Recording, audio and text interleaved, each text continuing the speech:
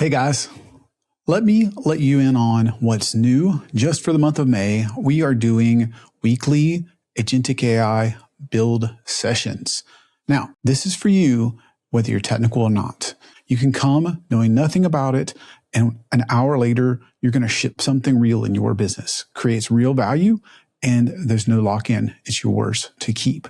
So if you want to go from I'm wondering what to do, I'm overwhelmed, what's my strategy, what can this stuff even do, to really getting most of the videos answered, and more importantly, no PowerPoints, no talking, just building, then make sure to sign up using the link below.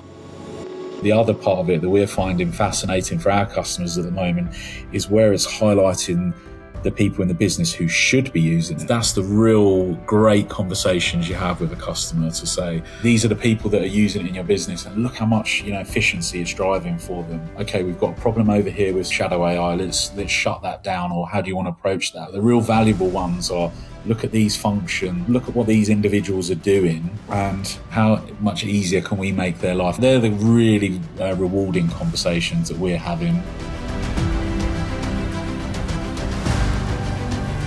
Hey guys, Damien Stevens, host of MSP Mindset, founder and CEO of Servacity. Today, I was blessed to spend time interviewing Ben Smoker. He is the CEO of Sota, which is a top 10 MSP in the United Kingdom. And the fascinating thing to me was they were ready to go to market with their AI offerings 9 months ago, well before most of us. Yet they decided to be customer zero. For them, that meant let's not just look through an IT lens. Let's go to every department, and counterintuitively, let's go to the busiest person in every department, finance, HR, marketing, sales, etc., and let's figure out what their true problems are. By actually implementing the things that hurt the worst in every single department, they learned what governance is really needed, which solutions actually work, what AI is truly capable of, and perhaps most importantly, they unlocked. When they go to sit down with a customer, they can tell you directly how it saved them time and money. And if you want to talk to their finance guy about how it works for him, they can put you in touch with him. So if you'd like to unlock this kind of potential for your MSP and how that informs your go-to-market, don't miss out on my conversation with Ben today. Ben, welcome to MSP Mindset. Thank you. It's good to be here. Yeah. Well, I want to dive right in. You, Sota specifically, took kind of an approach that not everyone takes, took a little more time. I think you were saying something like 6 to 9 months to, I don't know, what I would call be more clear about your go-to-market with AI. So let's start with why, right? Yep. Sometimes we get in the rush, like first one. Tell me your thoughts around that. Yeah, I mean, it's I think to start, I'd kind of go back to try and talk about our history. So we've been around almost 4 decades. And some of our customers we've had for 20, 30 years. So they know us, they trust us. And, if those customers saw us just rush into market with a new offering and just following, like sheep, if you like, they're going to question: Are we taking the right approach? Have we got their best interests at heart, or are we just being driven, by profit decisions and what everyone else is doing in the market? So we made a real clear decision that we wasn't going to, take that approach. It was a governance first. We also recognize the fact that as a business, which I think a lot of MSPs can probably relate to, we spend all of our day, all of our lives trying to make our customers' environments better and safer. And it's quite easy to take your eye off the ball in terms of your own environment.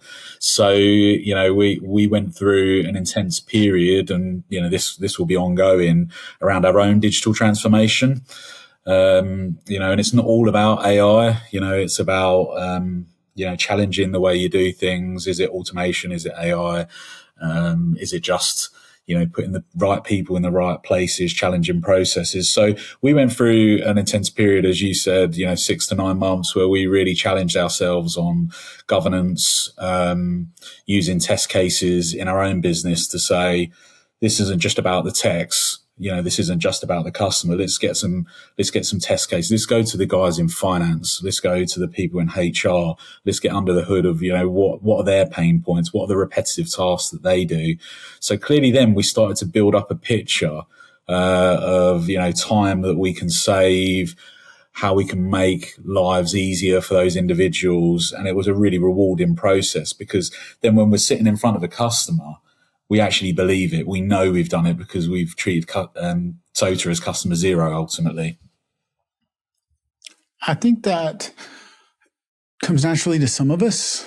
Sometimes we're like, I'll deploy the new, cybersecurity, we used to call it AV, right? Fill in the name of the 4-letter acronym, right? But I think that was really more of a vendor bake-off, right? So I want to unpack what you said, because I think that's one of the problems we're having in the industry. Like, what am I going to offer my customers? And one of my questions is, what have you done internally? And usually the answer is not much. Resold this product, chatted with it. The other thing that I want to unpack around the dog fooding part was, you didn't say technical support or operations first. You said things like, I can't say it as cool as you did, but like HR, or you said finance. I think that's the part most people are missing, right? I think sometimes they don't realize this really can apply to the whole business. So I'd like to just start with, like, how did you guys even approach? Where do we even start? Not only tooling, but even more importantly, like, which people or departments, like, how do we even figure out which processes or workflows or whatever it is to even consider? Yeah, so I think that I was at a slight advantage in this case, because I'm non-technical. I'm an accountant by trade, so I'm a non-tech CEO, so I haven't got an affinity to certain technologies, or yes, I've got a love for technology, and I've been in the space a long time, and a relatively good understanding, and hopefully you don't test me on that today. But I think the beauty of that is that when you don't have an affinity to that, you don't, I've never, I can't fall in love with certain technologies. All I can do is kind of fall in love with outcomes, and everything based around customer outcomes, and, if I take the view then, that the people in my business are customers as well, what do they want? How does the business make their lives easier? So what we did was quite simple, really. We looked across, and there was no huge art to it. We basically said, let's get a person from each area of the business, different functions in the business, and let's really analyze and open their eyes to the power of AI.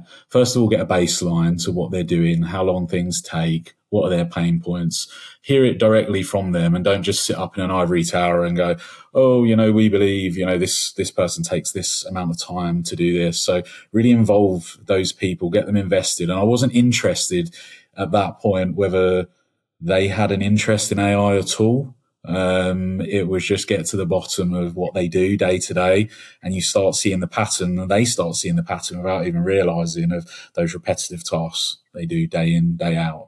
And we all go to work, and there's an element of our jobs we just do, and we just do the repetitive, and then we do all the firefighting around it. And that's what, that was the picture I wanted to paint. So it was really just get that baseline first of all, and then see where we can go with that. So there was no huge art to it, just staying organized and staying open to it, and knowing that, right, we wasn't right at the forefront of this. AI has been around a long time now. So we did have the beauty of being, I want to say, slightly late to the party from a tech perspective. But I look, we got, almost 400 recurring customers today, and a huge element of those are still not leveraging kind of the power of AI. So we're going through the big education piece at the moment, to try and convince them. But going back to what I said, a short while ago, now we've got something where we say that we've got someone in our finance team? Do you want your head of finance to speak to ours? And then the conversation becomes far more believable, far more powerful. You get two accountants talking to each other, and they go, Have you ever tried? Have you tried an agent in in Excel? What's that? I'm just really good at formulas. No, you don't have to be anymore. So you can do all the critical thinking around it. So that was kind of our approach. If that answers what you was looking for. Yeah. But as you were saying, almost 400 customers, you aren't late. And in talking to the majority of MSPs today, I think most of us don't have really what I would call an offering. Maybe we're reselling some random tool, but I don't think we've figured out how do we meet the customer where they are? How do we have a real impact? I'm curious. So you pick one person per department, but they weren't raising their hand as the maybe the AI first person. So was it whoever drew the short straw, or how did you select the one? It was there was a little bit of common sense to the fact right, we have to look at workloads and stuff like that, and someone who's really stressed and has got loads on. Do you want? And then we kind of questioned ourselves and go, actually, those are the exact people we want. Do we want to just avoid those people and go, God, that guy in compliance, he's, we don't want to go near him because, he's just got too much on. Well, absolutely. Let's take him as the ideal. So, as any business, you get a bit of resistance. We're still going through that journey now. We're educating ourselves as we're trying to educate our customers. And, as you said, every day, we're kind of learning something new and, refining that, in our own offering. But, I think you hit the nail on the head there, really, that, are our customer base ready right now? I think we're really in that education phase at the moment. Of course, there's some that are chomping at the bit, and going to us and, they're saying, we don't want to talk about, governance. We've got an AI policy. We just want to dive straight in with agentic AI. Fine. Let's, if you're there and, and we can do it safely, absolutely, and you're ready, then absolutely. But there's a whole raft of customers that we need to make sure that are going to be doing it in a controlled way. They're doing it safely. We all, we don't need to talk about all the horror stories of, of data loss and AI being open, to, sensitive business data. So that's kind of our approach. We went straight in at the governance at the lower end. We didn't even start with our bigger customers, like the enterprise ones that are ready for it. If it was all about just making money, we would have dived straight in on the ones that were ready. So we kind of, challenging ourselves, and still are today, to say, this customer says, they're not even gonna buy a Copilot license, so, okay, that's a challenge, and a challenge we're willing to accept. Let's try and educate them along the way. And, if they don't want to listen to us, they don't. And we're not ramming it down people's throats. We're doing it in a way that is a really kind of laid back, look what we did.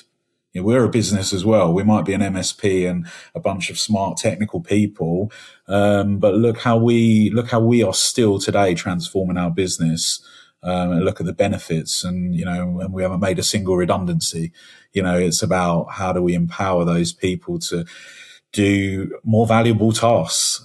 And take away the kind of routine and mundane. Yeah. And we're not the finished article. We're not, and that's, I think, sometimes is the beauty of it when you're speaking to your customers. We're still learning too. So kind of as we're learning, let's kind of learn together, and let's not ram it down people's throats. And that's where I think sometimes, hopefully, it's refreshing that I'm not a tech CEO, because I'm looking at it from a slightly more business outcome perspective, rather than let's just go for the shiniest, tool that's out there at the moment. I want to go back to your dog feeding approach, because so many people say we're going to use tool A or B, or A, B, and C, and let's go see what the tool can do. But you sound like you approached it from what are the challenges the busiest guy in finance or HR or fill in the blank is having, which is how we approached it as well. What were some of the biggest lessons you learned out of that? It's not to say that we haven't looked at tools or, leverage AI within tools. So it would probably be wrong of me just to say that was our only approach, because naturally, we've got, the same, software that many MSPs have got out there in terms of what's your PSA and how you're using it. And that was a place that, and still today, that we're focusing heavily on, driving AI within that tool. So, can you auto triage? Can you leverage sentiment analysis, and can you leverage call recording with,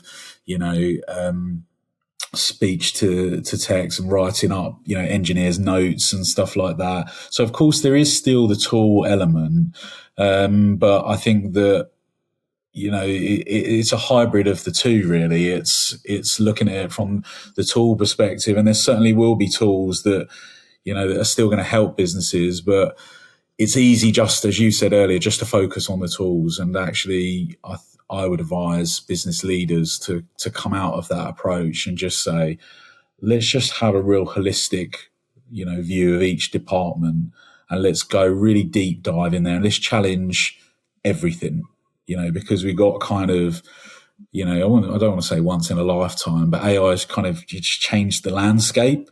I think that, you used to have, I used to see our business 10 years ago, it was like ranks in terms of who's got the most technical knowledge, and they were the people you kind of you had to respect the most. And I think what AI has done to an extent is come along and it's leveled the playing field slightly. So I see that now kind of the winners will be the one who apply AI commercially and not just technically. That's the kind of ethos I'm keeping behind all of this. And that's if I can impart that on some business leaders to take that slightly different approach, I think that might stand them in good stead. I'm talking to business leaders every day, and one thing I'm shocked about is they say, yeah, we're doing some things. Like most of them are doing something, piloting at least, trying this. But most often I get, my CTO is handling that. Or talk to the CTO, and while the CTO is C-level and probably fantastic, I feel like you're missing out on, like you said, this once in a lifetime piece that really should be informed by everybody in the leadership side to say, what is our strategy and how do we want to engage? What's your take on that? Yeah, I think it's, that's always been the approach that we've had in the industry. Let's get our smartest guy on it from a tech perspective. And I'm not saying that's even still the wrong approach. I'm just saying that I think that there's other voices that need to be now included in that conversation. And, if even your CTO can have their eyes open, to, by speaking to someone in a back office business function, and, some of the biggest gains we're seeing, for our customers is not in the technical space. Of course, as I said, around your CRM or around, for sales or around your PSA or, but actually the biggest gains we're seeing are those back office functions. So is it right to just go, we've got our CTO on it? Yes, from a technical perspective, someone's got to understand it unless you're completely outsourcing it. But I think all I'm really saying is let's just get more people involved in the conversation, and let's see if that just changes the dynamic, rather than just taking the easy way out and going, I'm getting my CTO on it, if that makes sense. Yeah.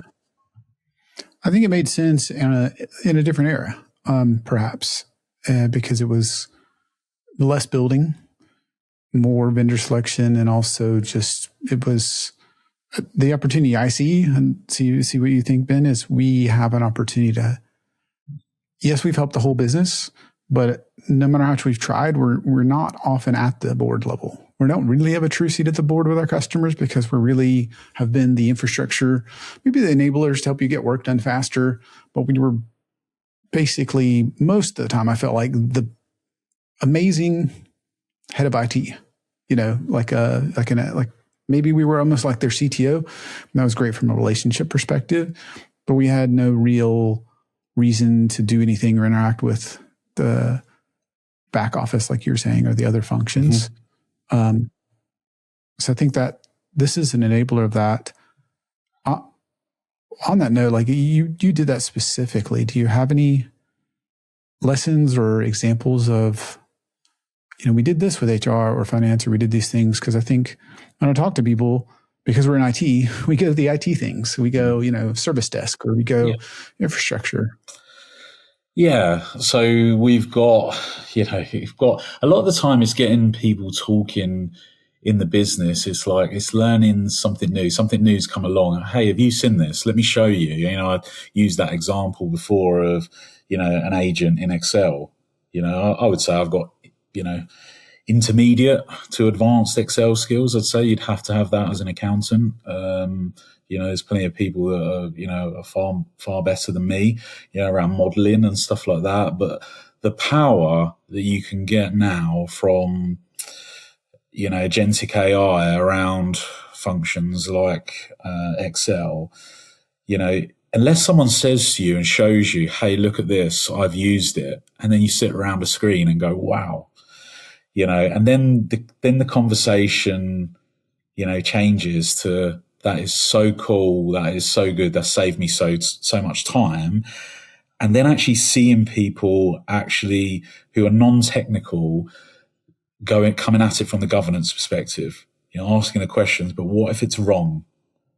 If I type that formula, yes, everyone makes mistakes in spreadsheets, and we know they do, or, whatever application you're using. But that's been quite an eye opener for me, is to see those people, the non-technical people, applying that critical thinking at either end to say, is it right? Do we need to challenge? And that's the same with using AI to, write emails or help you write proposals or something like that. Don't treat it like it's just the silver bullet and it's going to do it all for you. And it's just, and you're going to sit there with your feet up. You've got to do the hard work. You've got to keep doing, prompting the iterations and challenging it. And I see AI personally, I use it a hell of a lot, in my role as almost like, an analyst, challenging what's going on in the market and stuff like that. So there's so many different use cases for it. And I could probably be here all night giving you some examples, but I like the one, and I naturally bring things back to finance because of my background, but I like the one around, the amount of time that it saves around kind of the Excel and analysis and stuff, but then rounding that whole conversation with the governance piece. I don't know if that actually has answered, Damien, what you've actually asked there. No, it gives me some food for thought, but because most of us are technical and you tend to think through the finance angle, I'd just love to know, like we did this thing that produces this. Okay. Like maybe it's a model, maybe it's a proposal. Yeah. If you have any idea of like we save time or X person loved it, sometimes I think we're missing those perspectives. Yeah, so we've built full kind of 3 to 5 year forecasts and management accounts around with AI analysis. Kind of, it used to take me days to produce a board pack.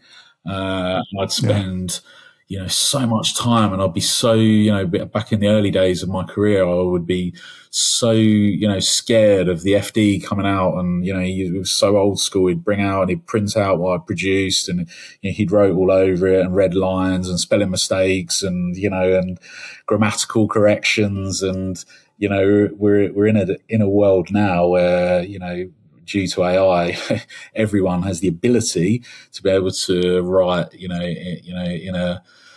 a proficient way, in a sensible way, and articulate things well. And I think that for us, that's a really good use case that we're seeing, is around kind of saving time on reporting, producing models, simple things like around credit control. It's every business out there has it, arguably. They have to chase their customers for payments, but do you always need someone sitting there looking through your aged debtors every month and going, right, we got to call them, and we got this problem player, and quite often in those scenarios, it's like you only know you've got a problem when, you're getting a call from a liquidator, or something like that. But if we can use AI to spot trends, almost like they're taking a day extra, each month, something is happening in that business. Let's just try and have that conversation with them now.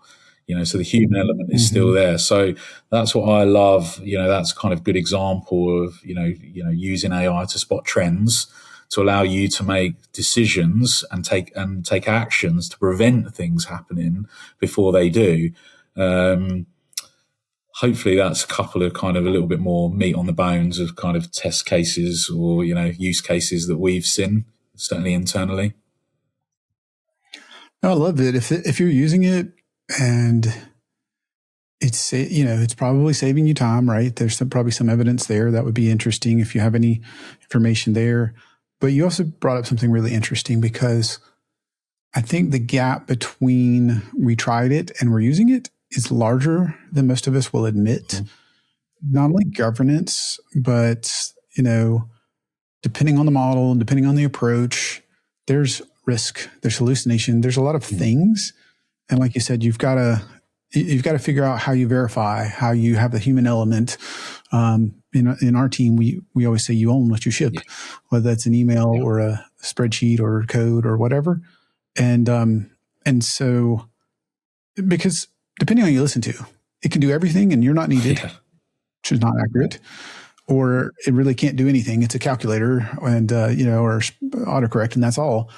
But I think the interesting part's in the middle, which is it can do quite a lot. How do we allow that with the right governance? And I don't know if you call it governance, but also the risk of, like, it didn't leak information, but I sent out something that I wouldn't have normally sent. So that quality, maybe that's more quality control. What are your thoughts there? Yeah, so I think that's a valid point. I mean, I kind of go back to the governance part, really back to the basics for business around just know what people are using it for and how much it's being used. And there are tools we speak about, not talking about tools. There are tools out there at the moment. We're certainly leveraging it for our customers to be able to say, we can look at a customer's tenant and we can see how much, not only how much individuals are using AI. So as just an example, how much, they're using, say if Copilot is their choice, how much is it being used and in what departments? And then more important than that, where is the shadow AI? Where is, you think you're only, your policy, we're Copilot first. Okay. How do you know? Have you enforced that? Have you got a policy? People don't come forward. We're still in this kind of era of this.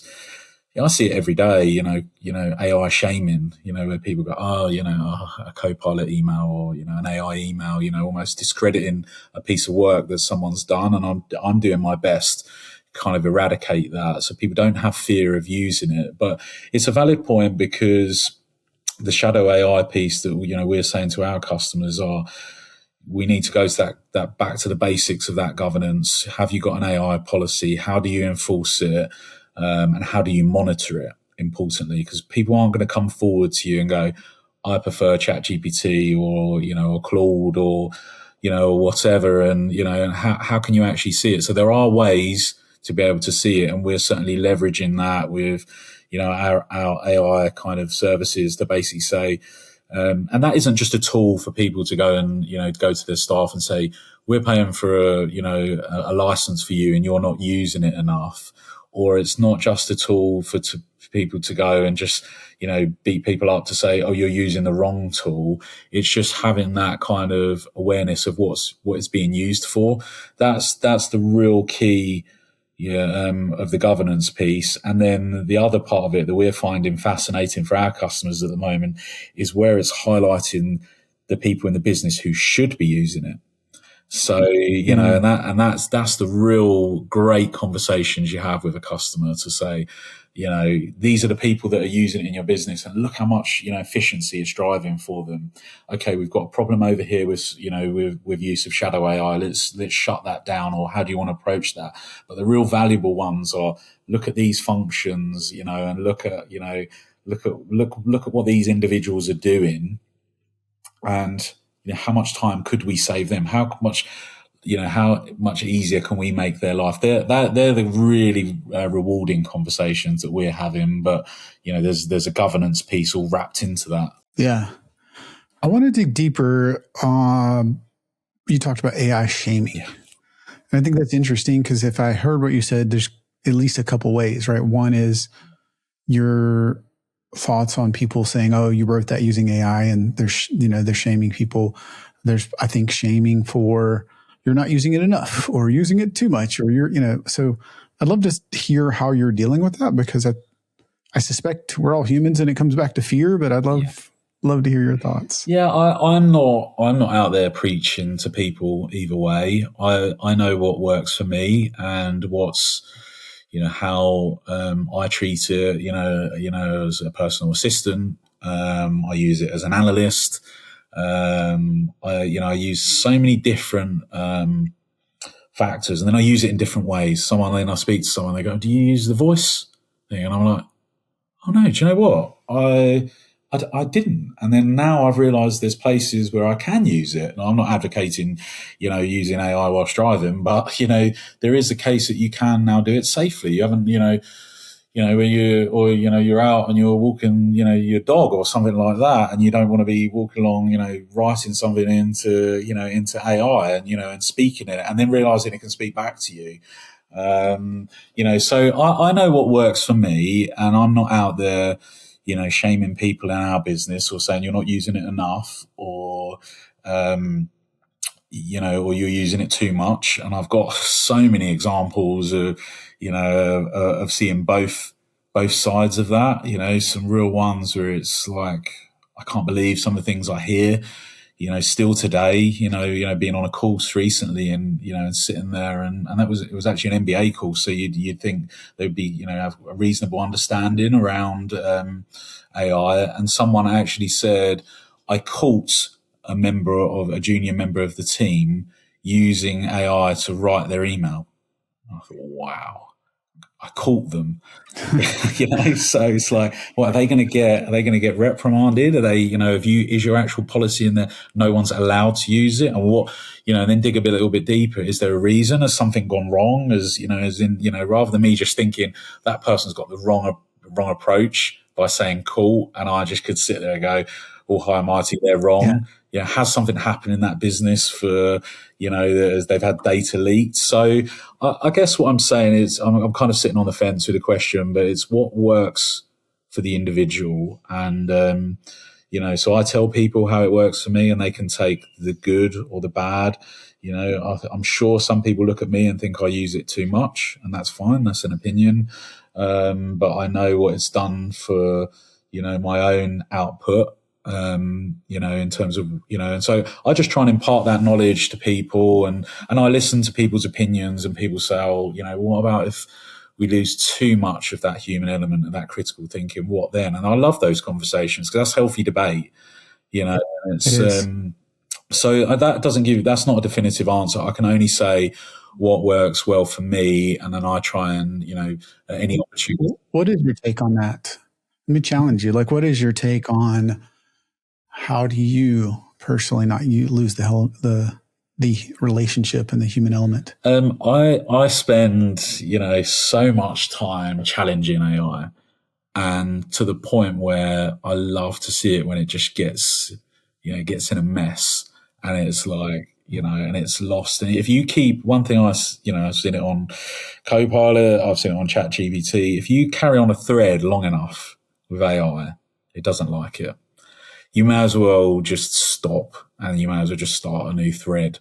And that's something I think they've got to solve, but it loses. I don't really understand the technology, the technical aspects behind it, but you get to a point where it's, it's not rescanning every single thing that's happened, and actually the quality erodes as you go along. So I'm finding I'm having to keep the balance of we've got to a point now where I've got my output. I'll challenge that. I'll say you haven't quite got that right. I might upload a document and say, now consider this. I might then ask it to do some credible web research and tell me where it's got its sources from. That's how I do it, and I'm not saying that's perfect, but it's certainly better than just going, give me this and do this for me, and then taking the output and not challenging it at the end. Because as you said in your business, I think you said, own what you ship or something, along those lines you said earlier. Okay. So, I look at that the same. Anything I put out there, especially in the role I'm in, and I think that applies to, to anyone in any level really, but it's got to be credible. You've got to be able to stand behind it. You can't think it's perfect. Yeah. No, I think, I put out something that started out as an AI policy and later evolved into something I call compounding teams that talks about how we work with humans and agents. Yes. But I've also made a ton of mistakes around it. And what I mean by that is I still own what I ship, and I think as a CEO, that means if I expect you to use it, I need to use it. I need to figure out where it works and where it doesn't, just to have general understanding. I don't need to be the smartest engineer, but I need to understand the general state of it. And as an example of a lesson learned, kind of a failure, is not just writing an email, but writing a bunch of things I was sharing with my team and doing research and going back and forth. And so I had my writing and its writing, and, I agreed with everything I sent, but I sent it over, and, finally somebody on the team kind of called me out. They're like, a lot of this is AI generated. And I was like, and so now it's like, okay, well, let's learn from that. Let me learn from that specifically, but let's learn from that, because it's not that enjoyable when it reads like soulless AI, and maybe it saved me some time to output it, but now it's costing me, even internally, a little bit of reputation. Yep. So it's like, okay, let's figure out how do we codify. It's okay to help form my thoughts that way, but should I really expect you to read equivalent of AI slop if I didn't put more care into it? And there's been ones that have been closer to slop, but there's ones that are the harder ones to me are the ones that are somewhat in the middle, right? It was a research partner, and I added this and I thought that, and I did these things. And then, this document output that's 15 or 20 pages has a bunch of, kind of co-thinking in it. And so, but I've realized we just need to talk about that, figure out what what's acceptable, and is it the same internally or externally? And so I sharing that, because if you haven't already done something like that, you probably will, as my thoughts if you're listening. But also, but Damien, did you ask colleagues in your business to almost like, this is what I like doing, almost owning it and saying, I've used AI to help me form the below, but I appreciate it's probably not going to be 100% right. And ask them to challenge it. So own it from the outset and get kind of, and that's a bit more difficult externally because it needs to be good going out to a customer. But I don't know if if you've seen that internally, because I've done it as well. We've all made, kind of mistakes where, people have spotted that's not really how you write or something. So it's the credibility factor, but I've kind of tried to own it now and just basically say, I've used it for this.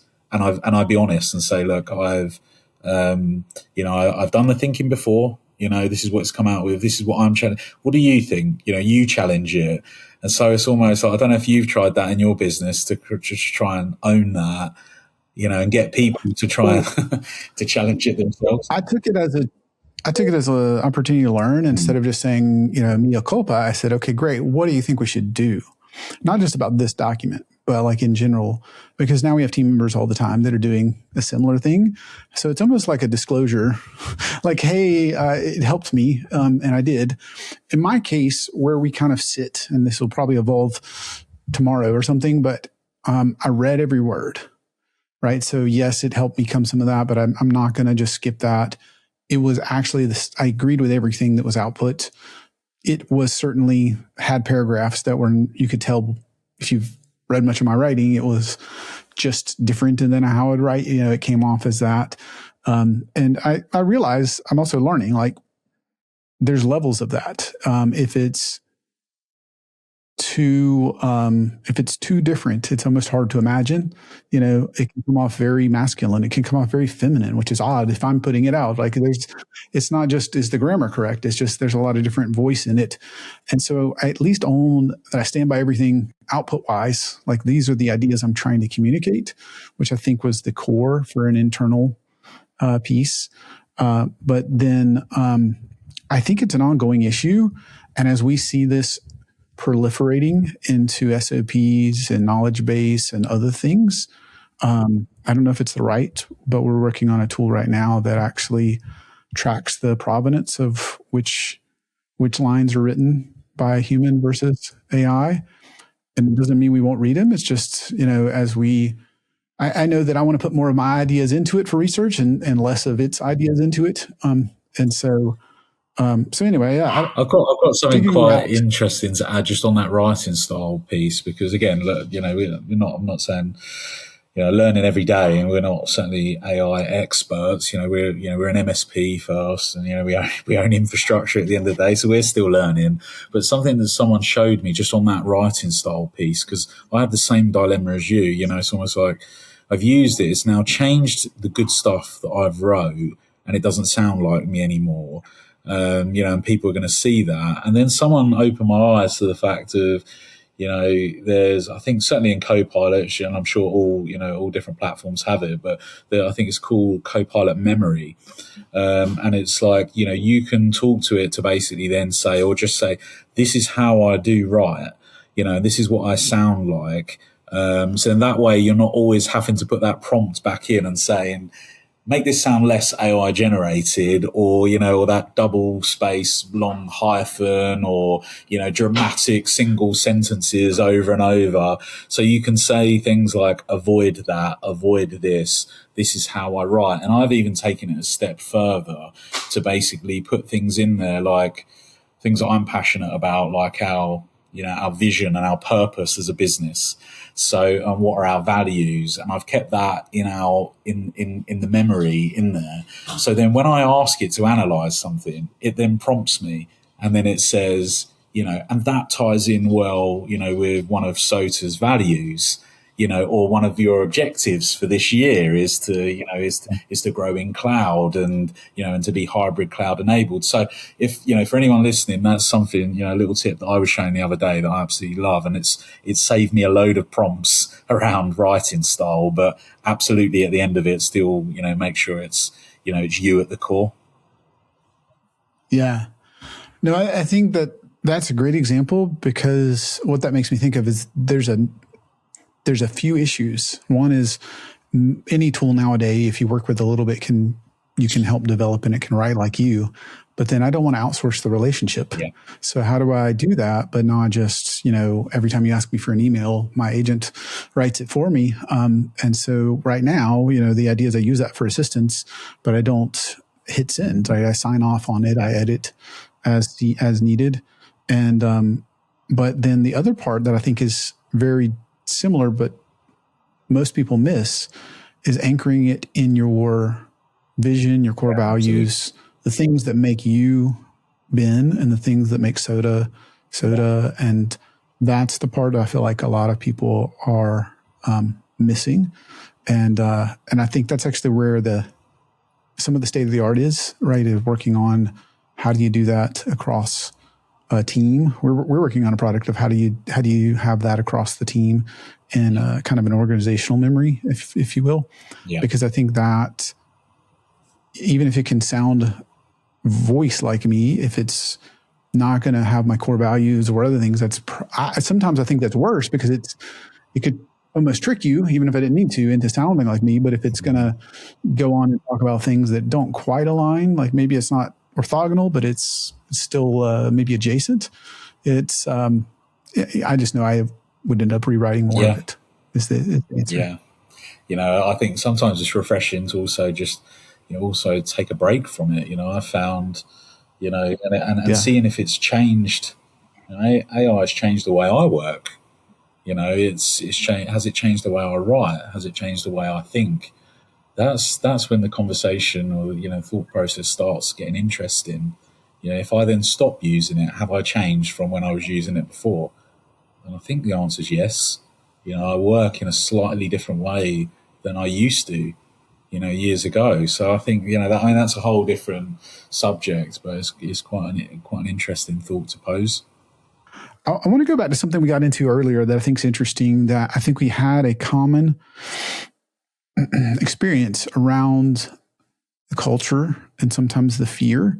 And I know fear, nobody wants to talk about it. It sounds horrible, but I think that my view on this is it's mindset, then culture, and then later tools. But I had an experience, I think you had one, where as you're going to do this and offer this in adoption, sometimes the more technical people struggled more. And it's still something that's a little odd, because it's like, oh, as we jumped into cloud native or this or that, or cybersecurity, this, the technical people were always the one that were the most in. And now there are those, but it's interesting to me that sometimes the sales guy or the marketing guy is all in, and some of the technical people are not. Are you seeing that at all? Yeah, absolutely. I wouldn't say it's completely, biased in one way or the other, because it would be unfair to say there's not technical people in our business that are not, leveraging AI and, leading the way with that, because they are.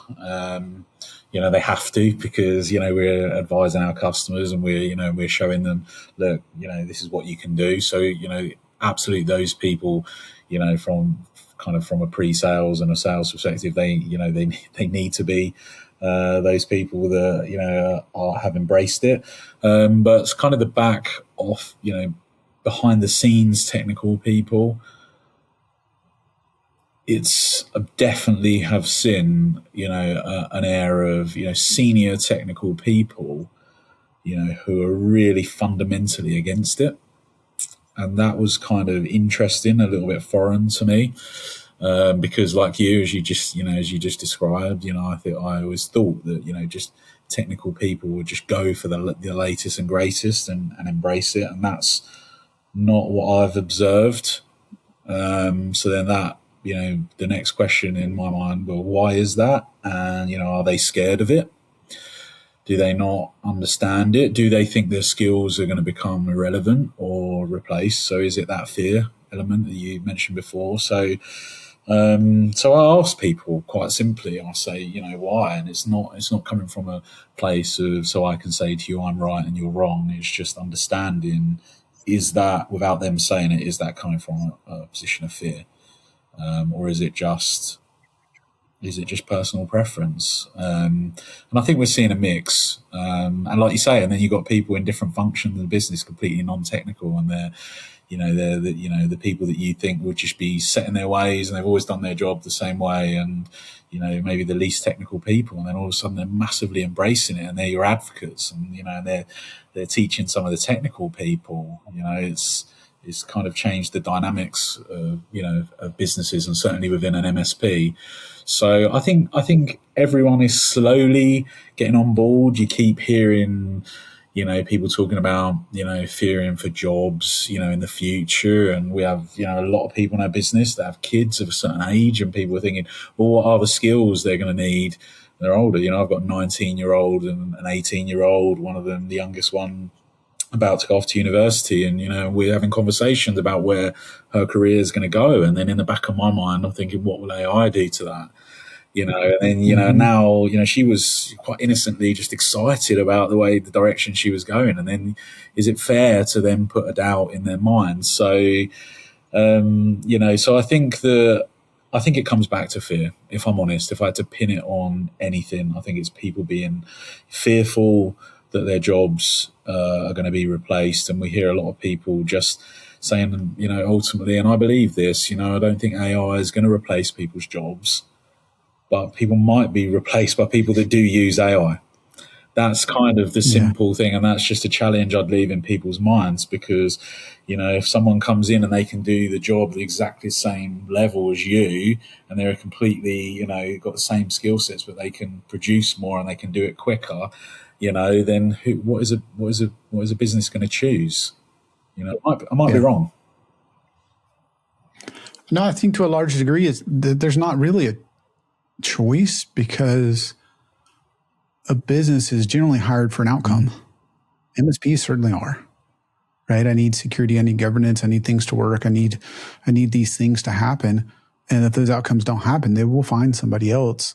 But also, if this is overly dramatic, but if you had an MSP that sat on the sidelines for the next 5 years and did nothing, and somebody that was forward thinking like you, most likely you would resolve things significantly faster, higher quality levels. There will be Standardization. things that doesn't stand. Yeah, it does standardization. It doesn't have to be cheaper, but it could be different levels of surface speed, quality. It could be more capabilities. Obviously, since some of them want to benefit from AI, your ability to help them in that journey versus somebody that is not. And if they're looking for an outcome, they're going to need it, right? So I could be wrong, but my point is businesses are generally hired for outcomes. So we need people that can produce outcomes. Yeah, I think I can, certainly from my own, while we're on the subject of fear, my own fear from an MSP perspective is, if we don't keep up to date with this, and if the bigger players, and let's be honest, far bigger MSPs than what I run, are far ahead of us, and they've already, leveraging the power of AI all across their business and making efficiency savings left, right, and centre. And I think we're doing a good job right at the moment, and we're progressing well. But my fear is for those MSPs that aren't looking at it right now, because there will become a time where, at the moment, the big players in the market have already able to realize those efficiency savings, so they're not having to add headcount at the same rate as their revenue, so they're winning on that front straight away. But will there be a matter of time before they go and disrupt the market and go, hey, now we can actually lower our prices? And I fear for the small MSPs, to maybe not the mid-market, but around that, between the small to the kind of mid-sized ones, that are not even thinking about it right now. Because what happens when your competitors lower their prices? Yes, you can show value, and it is all about, the value in those outcomes, but we can't avoid, that kind of, it's not a race to the bottom, but it's definitely, it's a challenging economic backdrop that all businesses are facing. And if you've got a business that can lower their, you can do it as a, 2/3 of the price you're offering today, they're going to at least listen to them. So I fear that, for those smaller MSPs, that then they go, oh, right, now what do we do? Do we just lower our prices as well? And it is then truly a race to the bottom, and it's commoditized. And don't worry, I'll drop my prices, but, I'll still retain my customers, and I'll still be able to grow in volume. But ultimately, all you're doing is just eroding your margins, and you'll get to a point where you realize you need to invest in your automation or AI, or however we want to frame it, so you can achieve those efficiencies, so you can still make the kind of profits you need to run your business and grow. So I took us off on a bit of a tangent there, but they're the kind of thoughts that are the bigger picture thoughts around AI and kind of wider automation that kind of certainly not keeping me awake at night, but thinking, if we're not on that journey and far along it, could we hit a crunch point at some point? Yeah. Obviously, I think I'm not the guy that's the fear mongering, right? So it's not that it's too late, but it will be at some point, and so I think getting on the journey, dog fooding, like you said, because then like maybe you don't know if the customer really liked it, but you can see it in your own org, you can see it in your team. Are you saving 10 minutes or are you saving 4 hours, right? You can see what kind of impact, and then you can see if that really makes a difference to the quality of life, maybe to revenue per employee, all sorts of metrics that you could analyze. And then you can speak from a first-hand perspective about the impact. Become your own case study, and I think because we all have the same, lines of business, the same HR, maybe not the same people, right? But we all have similar roles. It's like, of course, they expect us to be good at IT. We have a whole bunch of IT people, but if your HR person is very much like my HR person or what have you, then this could really translate the thing we did. Maybe you have a different payroll system or whatever, but like the things we're doing to save time are still probably at least good ideas. Maybe a different one works in yours. Yeah. I think that there could be, managed services has been circling as there's been more and more. Is there a race to the bottom? And I think that's one of the possible, but I think it's the less likely. I think in the next 6 to 18 months, we're going to see dramatic abilities to drive more efficiencies. And you're going to see somebody that has, make up a number, 100 employees. Now they can do the job with 50. It's not one implementation overnight, but like with enough automation, driving efficiencies. And I think the people with the 1X vision will cut headcount. We're going to see those headlines. We're going to see that. And I think also it's good to blame on, instead of saying we had a downturn in business or whatever, we can blame AI or do something. But what I think is exciting is the people with the 10X vision will say, oh, well, I have 100-person org and I freed up half, but what could I do with all that capacity? And now that we understand this, and what I really think is, great, you can deliver managed IT and, maybe you could compete lower priced, but instead of lowering your prices and your margin, if the other person that's sitting on the sidelines, you could go to them and say, what if we could deliver some kind of similar benefit? IT almost becomes secondary, like it needs to be there from governance and cybersecurity. It's foundational. Yes.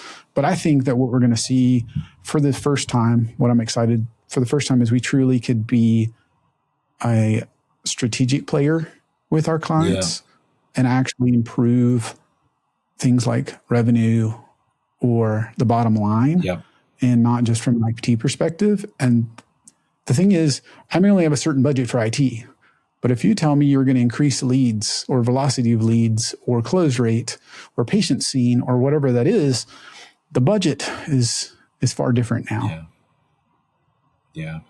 I mean, I can, so much of what you just said resonated because I'm sure anyone that would come on your podcast wouldn't sit here and go, I'm trying to make these efficiency savings just to make redundancies.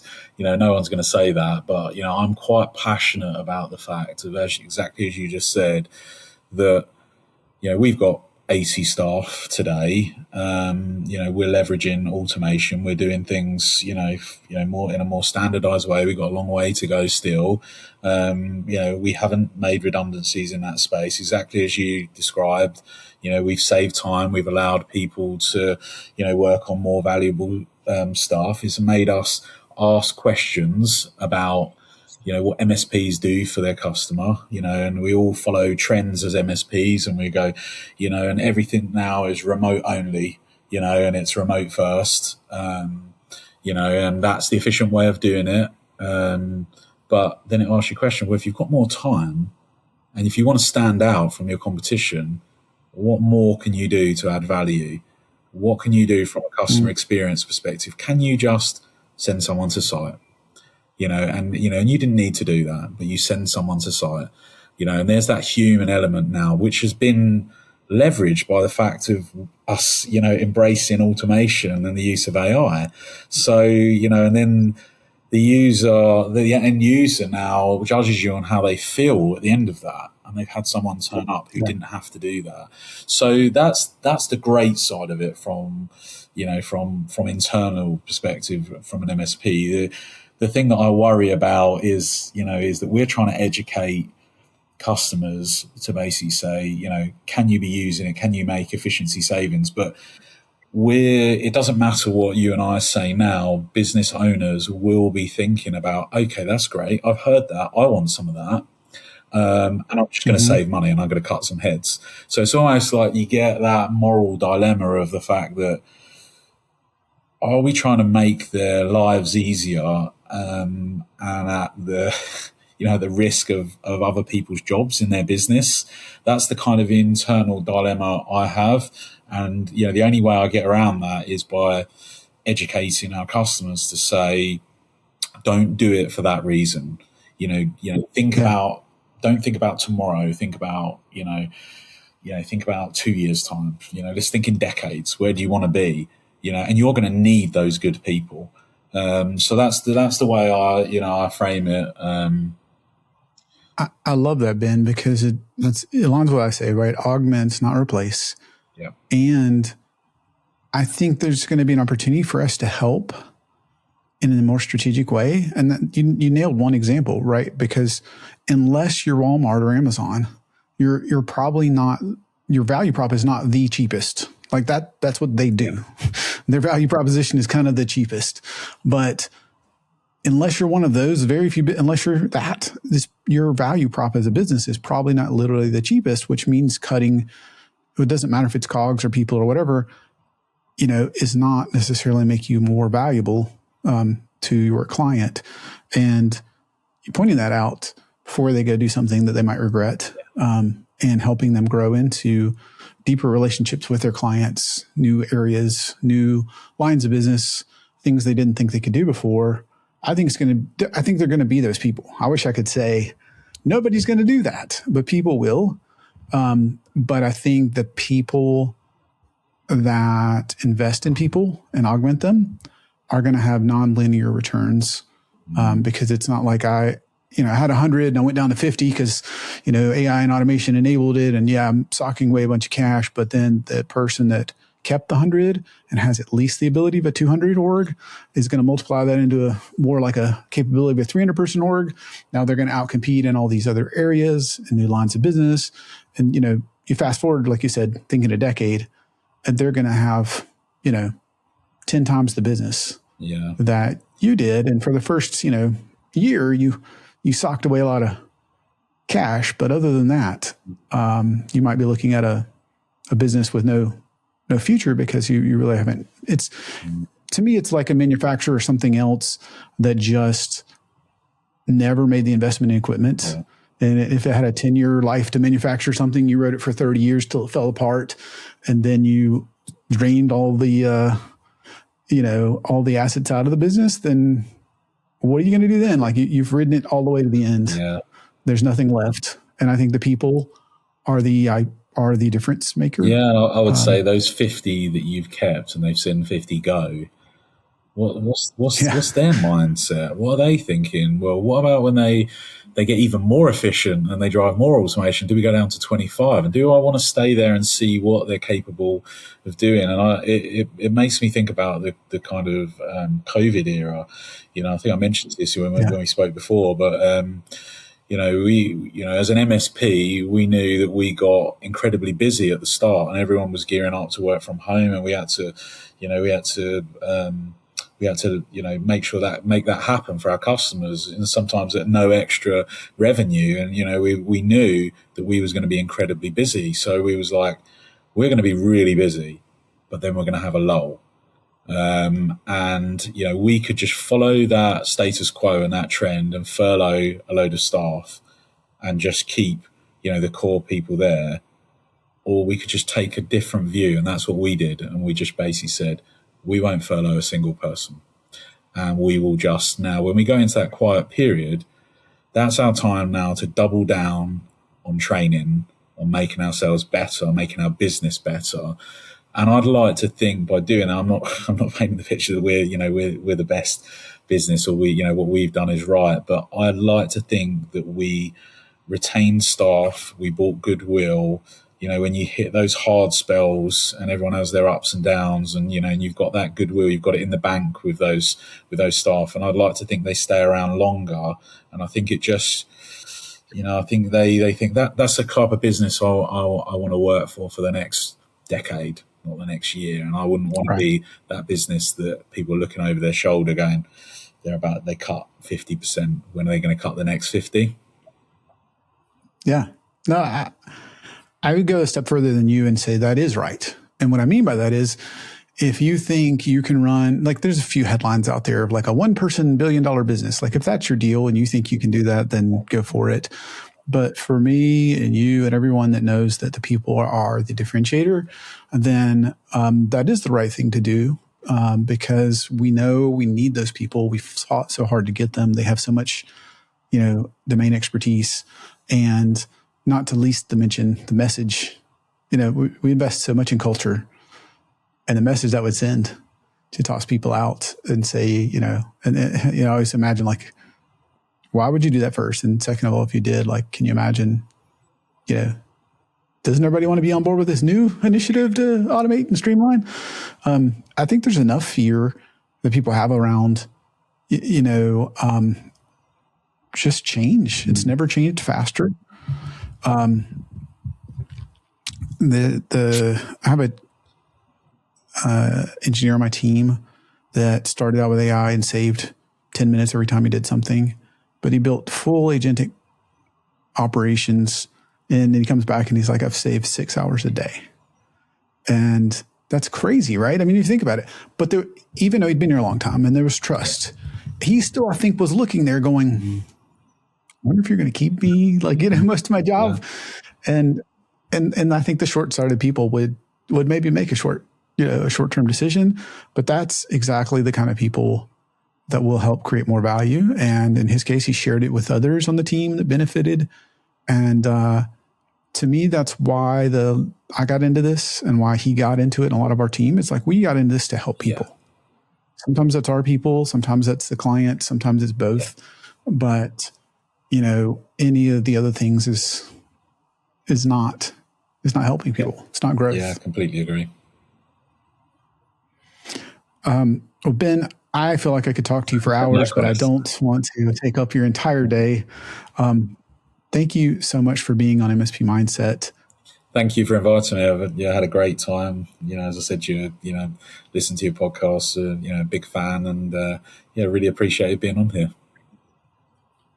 If folks would love to find you or connect with you, what's the best way to do that? Yeah, you can find me on LinkedIn. I've got quite a prominent surname, so I'm Ben Smoker. I don't smoke, and our MSP is called Sota, so that's sota.co.uk. Awesome. Make sure to take up Ben on that offer. Ben, it has been amazing. Thank you so much for being on MSP Mindset. Thank you very much.